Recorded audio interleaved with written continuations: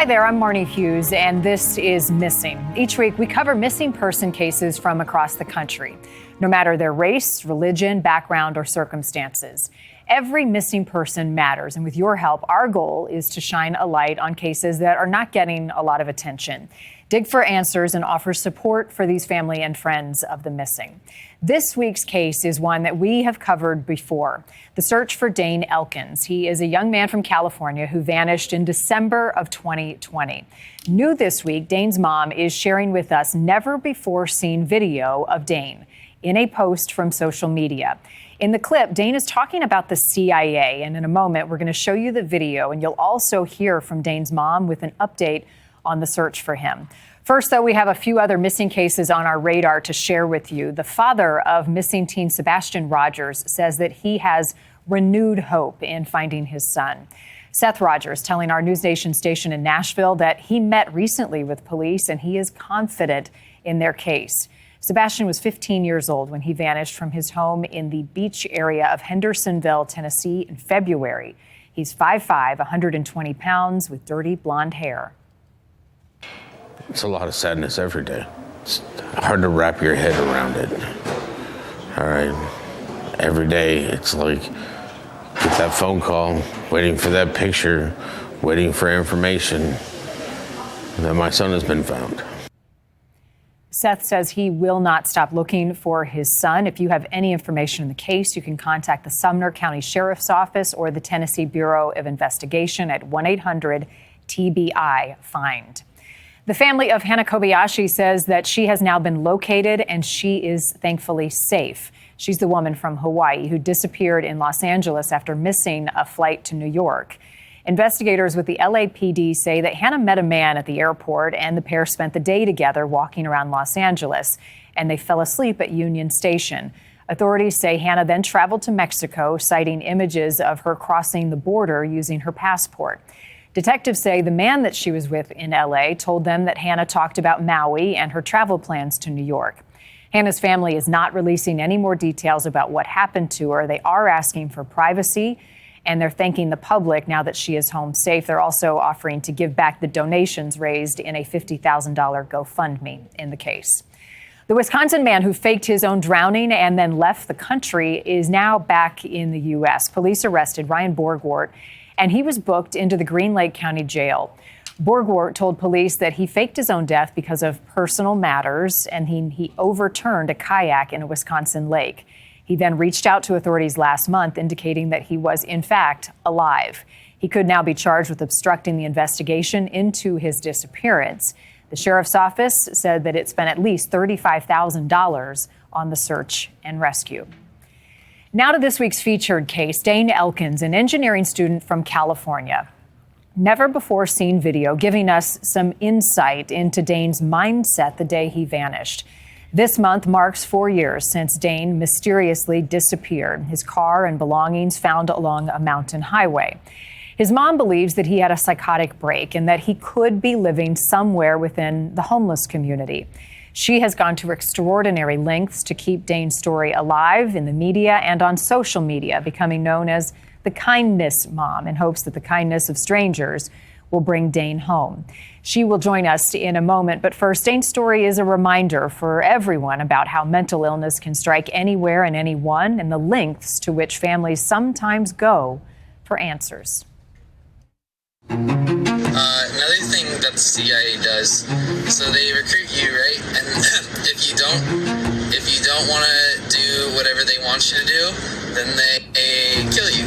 New footage of Dane Elkins, the day he disappeared, his last social media post. Yeah, I just figured going public with this was crazy. They gave me a passport. He did one last Snapchat and told us that the government was after him and our family. That is when we knew something was really wrong. On December 21st, 2020, Dane called his mom from the highway saying it wasn't safe to come home. One of the last things Dane said to me was, "It's not safe, Mom. Your life is in danger, Mom. There's targets on you and there's more targets on Dad." Police found Dane's car along a mountainous section of highway. A flat tire, his wallet, cell phone, and computer still inside. He left everything traceable in his car. Before he vanished, Elkins was a 21-year-old engineering student at UC Santa Cruz. A black belt in karate and a racquetball champion. Winning 23 junior national titles in both doubles and singles competition. His coach, Cliff Swain. That was an amazing pleasure to work with him. True gentleman, amazing manners, super hard worker. Off the court, the funny family guy making silly music videos with his siblings. His family meant everything to him. They weren't just his siblings, they were all his best friends. But then the pandemic hit, forcing people into seclusion, and his mother noticed a change. He would be laying in his bed all day, and then he would disappear into the night. Left our house and told us he was going to stay with friends, but he was actually living in his car. It's a scenario which research suggests may be more common since the pandemic. I interact with families all the time who have a loved one who's basically disappeared or partially disappeared. They're in touch occasionally. Bethany Yeiser runs a nonprofit to help people with schizophrenia after her own psychotic episode and living homeless for 4 years. I had a wonderful childhood growing up with a loving family, and I completely cut them off. I really believe if I hadn't been hospitalized for schizophrenia, I would have never gotten in touch with them again.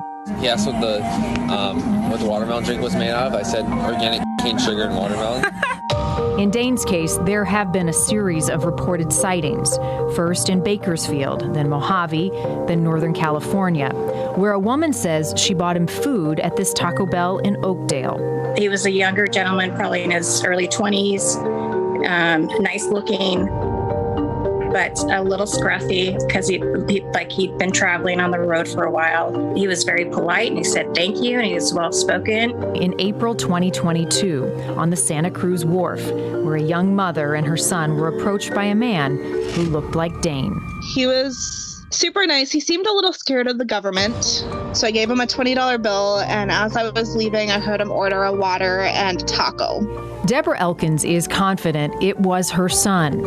All the credible sightings, Dane accepted food and he was very polite and kind. And he specifically asked for bottled water, which he loves bottled cold water. But in all these years, no verifiable photos or video and no contact from Dane. His mom now focused on building a following on social media in hopes the kindness of strangers will help find her son. I am hoping everybody is keeping an eye out for him, and I hear about it in real time so I could get to him before he leaves the area.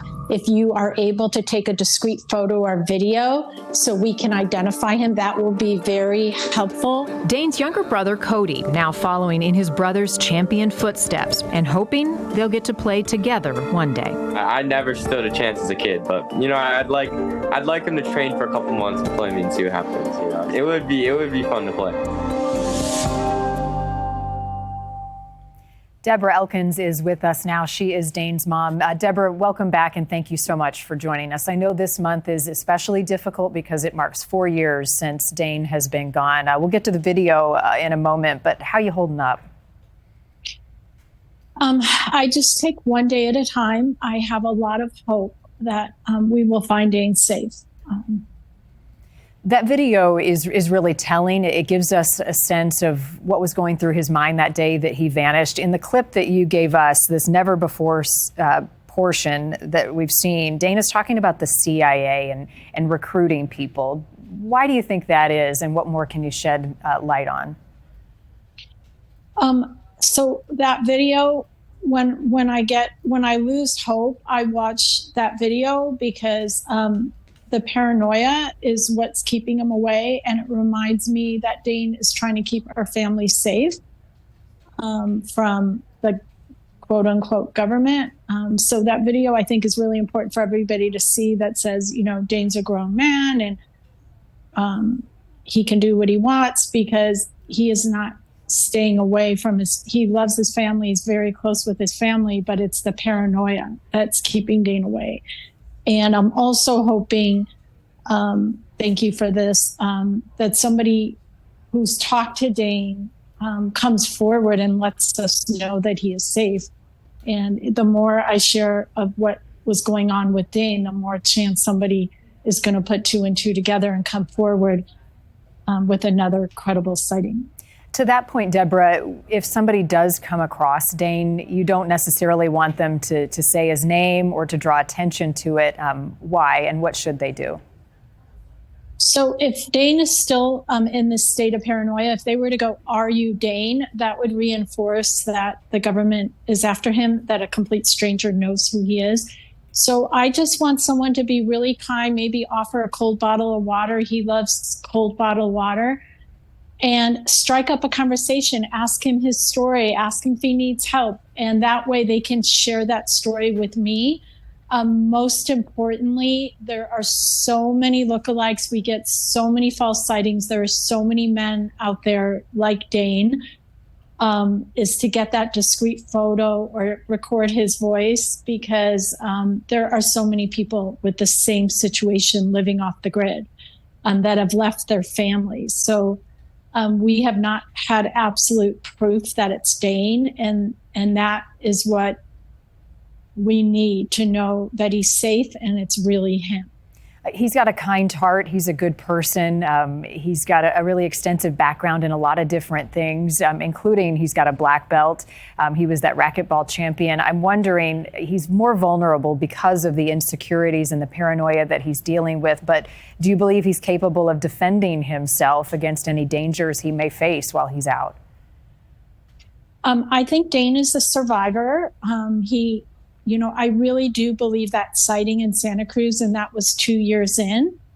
And he's also worked with me. I'm the kindness mom because I pick up donations and get them to people in need. So Dane is on the opposite side. And from all the sightings of him asking, so Dane has been approaching kind moms for money for food. And all the moms that have reached out to me that he has approached. One was a psychologist, one was a nurse. So he is even careful about who he approaches. So I am very confident that he is living off the kindness of strangers and that he is out there. He may not even be homeless. There may be a community of off-the-grid people that have taken him into their camper or their life and are keeping them safe right now. Sorry, go ahead. Go ahead.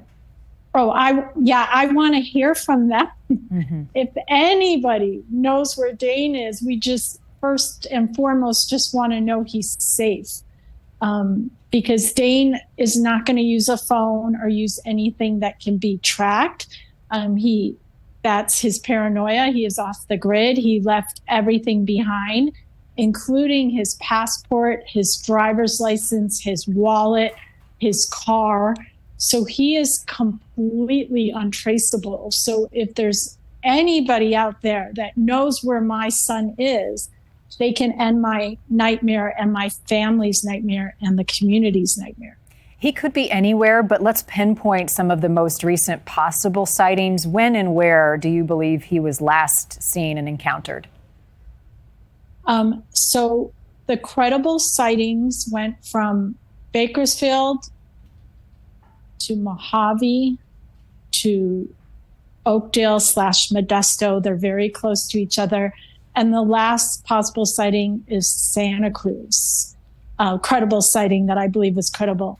So even though he told 2 different sets of witnesses that he's going to Oregon, he is probably hidden away in a small town in Northern California. That's just me guessing. He could be in New York, he could be in Ohio, he could be in Kentucky, he could be anywhere in the US or Mexico, but I really think he's in Northern California.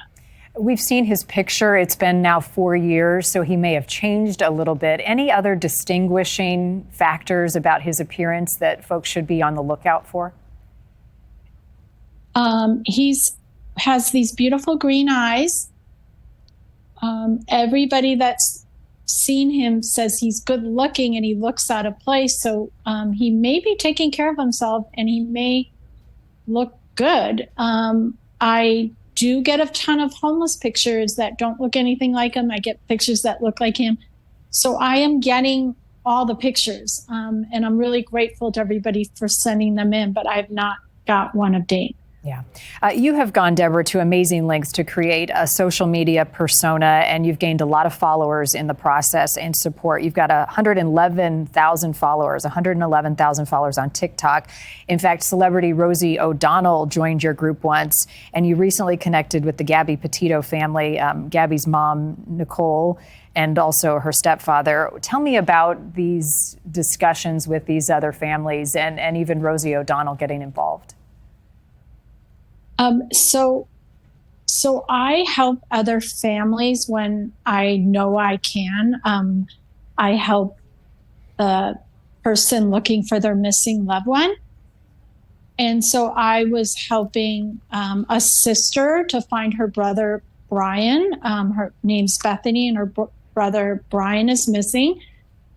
And I was helping her, and I told her, you need to come to TikTok. I will show you how to have these boxes I called kindness boxes. So she is now on TikTok last night with kindness boxes. And when she went into the kindness boxes of Gabby Petito's mom and dad, Nicole Schmidt, and the dad, the stepdad, she invited me into their kindness boxes, told them to bring me up. And they had me up with my poster. And that moment was surreal, that I would never think I would meet Gabby Petito's mom and to be connected with her, who inspires me to get up every day and keep going. That was an amazing moment to have Dane's poster in their live stream on TikTok. So these moms of missing and sisters and family, we are connecting, and it's an amazing support group because pain is pain. They have different circumstances, but they have that same pain of the unknown or the pain of, losing a child. And so TikTok is a great platform to bring everybody together in one page and grow awareness as a team and share our resources. I know it has become an incredible community for you to lean on. You also sell stuff on your TikTok account, but you say that's part of getting Dane's story out. And there's also a dark side to social media, Deborah, that you've experienced. So it took me a while, but there was a kind person who said, why don't you go live with me? I'm selling these mugs. I have 1,000 people in my live, and I had 10 people in my live. And I was like, why does she have 1,000 and I have 10? I've been doing this for 2 years.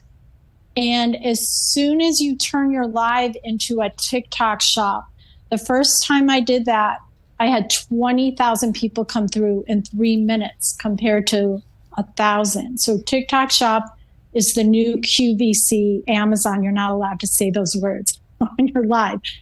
And it's like having a commercial. So I started selling like luggage, and I got a violation right away for using a green screen of Dane. So now I'm very careful how you are not allowed to redirect traffic when you are a commercial for a product. So I am selling luggage, for instance, and I will tell everybody, we have an episode on Paramount Plus, Never Seen Again, season 4, episode 3. It's on my bio. It is the most watched episode because passively I redirect everybody when they say what happened to go watch the episode or watch the NewsNation story. So if I'm selling the luggage and there's 300 people in the room, I tell them all, I cannot tell you to go watch the episode in the bio, and I could show the screen really quick.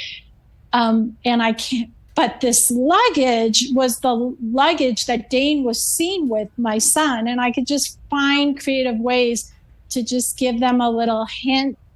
And it's working because the NewsNation views go up every time I do TikTok Shop Business Lives. And the commissions pay for the promotions for everything on TikTok is about money. TikTok takes half of every coin that comes in through a live stream. So there's all these activities, subscriptions, and all these different activities that I've learned how to do to get to the 111,000 followers and get pushed out on the For You page. Everything is about being on that For You page. Right. So when a new user comes on, the first thing they're going to see is Dane's poster.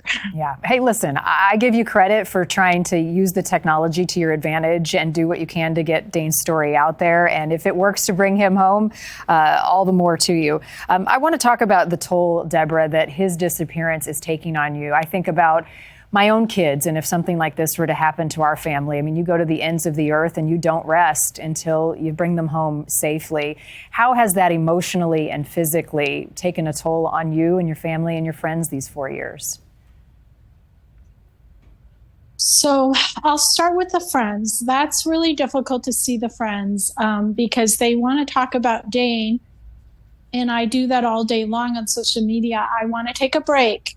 So I am in trauma therapy now just to set those boundaries, and that is helping because I will tell the friends I need to take a break because all they want to say is, what have you heard? That doesn't happen that often. I am spending a lot of time with my kids. We are all every single day. It's like grieving every day that we don't have answers. So I take that time when I'm not on social media looking for Dane to spend the time with my kids. It's taken a toll on it's like I don't even have words. It's like surreal how much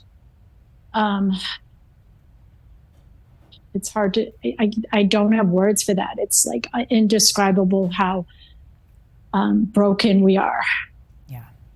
From this every day. It's, as you said a moment ago, Deborah, it is a nightmare. I just hope that wherever Dane is, he knows or feels that he is loved and feels that you are not going to give up. I've asked you this when we've spoken before, but if somehow you could get a message to him, he's vulnerable, he's paranoid, he's concerned, and that he has reasons for not coming home, what would you say to him? Dane, we love you. We miss you. We just want to know you're safe. There's not a minute that goes by that all of us in the family are not thinking about him. There are all these life events we want to share with you. His sister is graduating high school this year. Every single birthday, we want you there. We want to hug you. We want to hear your voice. We miss you. We love you. And if he is concerned, Deborah, as you say, about your safety, your husband's safety, your family's safety, what would you to say to him on that front, that if he wants to come home but he doesn't know how or doesn't feel it's safe to do so? To just get a message to us through one of his friends. Let them call us on the number on the poster. Write us a letter, send us a note, have somebody else call us, anybody, just to let us know you're okay, because we miss you and we just want to know you're safe. Deborah, thank you again, Dane Elkins, for joining us, for sharing your time. And I know it's difficult to talk about Dane, but it makes a difference, and it certainly is important to us. Thanks again, and we'll be in touch. Thank you so much. Thank you for this opportunity. Of course.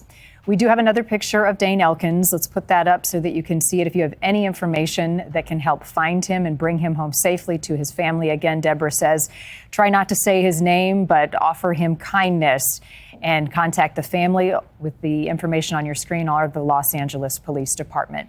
If you have a missing case you think we should be looking into, we would like to know about it. Submit cases by going to newsnationnow.com/missing. Many of the cases we cover come from you. As always, thank you for joining us. I'm Marni Hughes in Chicago. This is Missing. I'll see you next week for the latest case.